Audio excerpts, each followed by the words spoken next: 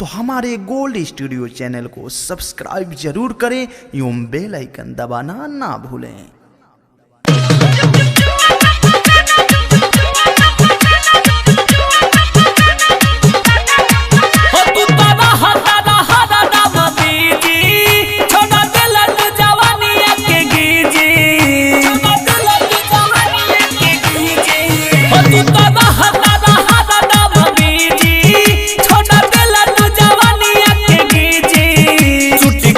ताला फाड़ा कने बलिया चुवता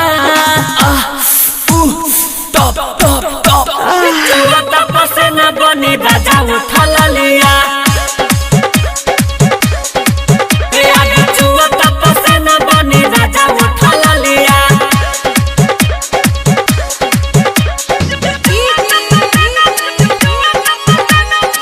राम परवेश रिकॉर्डिंग स्टूडियो सरसुआ बाजार।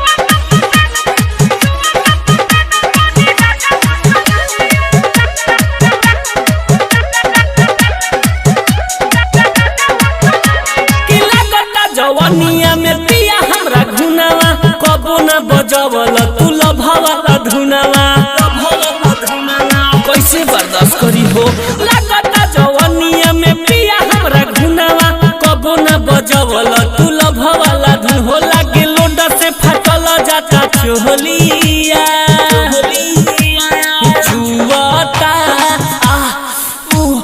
टॉप टॉप टॉप जुवता पसेना बनी राजा उठा लिया ए आगे जुवता पसेना बनी राजा उठा लिया। Produce by gold studio. Recording Ram Parvesh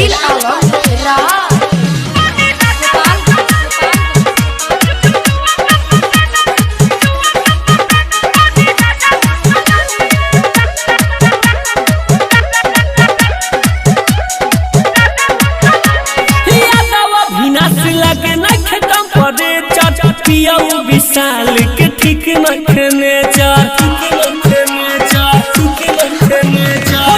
राजकुमार लगे नखे पड़े चट जिला लमी सुख के ठीक नखने डीजे बड़ा जिसका टल चाहे गहलिया जुवता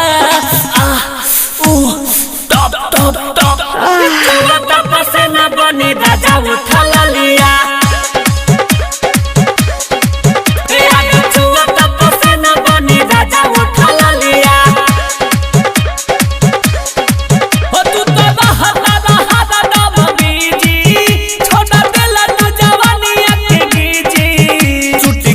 ताला फाड़ा कने बलिया